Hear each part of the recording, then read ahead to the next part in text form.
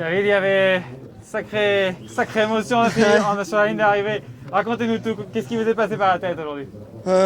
Ouais, sur la ligne d'arrivée un peu tout parce que ça a été là je suis encore ému parce que j'ai eu tellement de galères là, au mois de mars et je me suis dit si je pouvais gagner sur le Dauphiné une étape ça pourrait être exceptionnel, ça ferait du bien, ça me libérerait et puis dans le sprint voilà, on savait qu'il y allait sûrement avoir un bon groupe qui allait au sprint, il y avait encore Wood qui était là mais je l'avais vu qu'il avait reculé un petit peu dans la montée à un moment et quand on lance le sprint et que je vois que je peux revenir sur lui, je pense à ça et je dis il est peut-être entamé, on peut peut-être aller le chercher.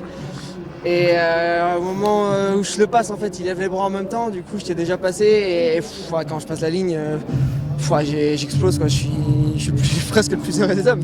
Vous avez vraiment besoin de cette victoire pour tirer un trait sur les galères justement du printemps? Ouais, c'est sûr que le mois de mars, il n'avait pas été verni. Il y avait la chute, je suis tombé malade.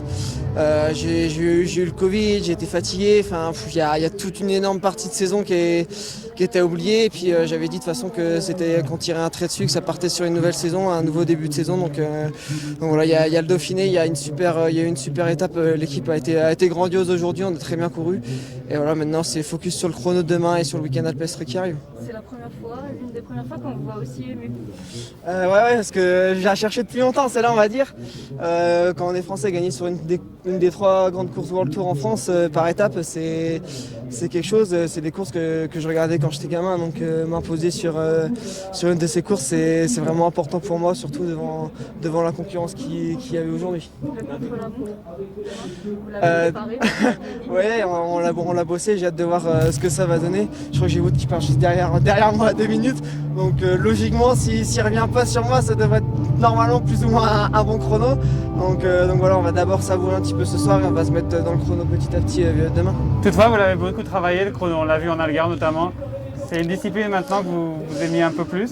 Ouais, c'est une discipline que j'aime, que j'ai encore rebossé à Tenerife. Donc voilà, tous les problèmes sont derrière. On espère que demain sur le chrono ça va aller, mais en tout cas voilà, on va profiter un petit peu déjà ce soir parce qu'on gagne pas tous les jours sur le Dauphiné. Et voilà, on sera cap sur le chrono demain. On va faire une dernière question, mais après on a la conf de presse. Comment? Gagner contre Van Aert dans un sprint, qu'est-ce que ça signifie? Ah, c'est un peu spécial quand même.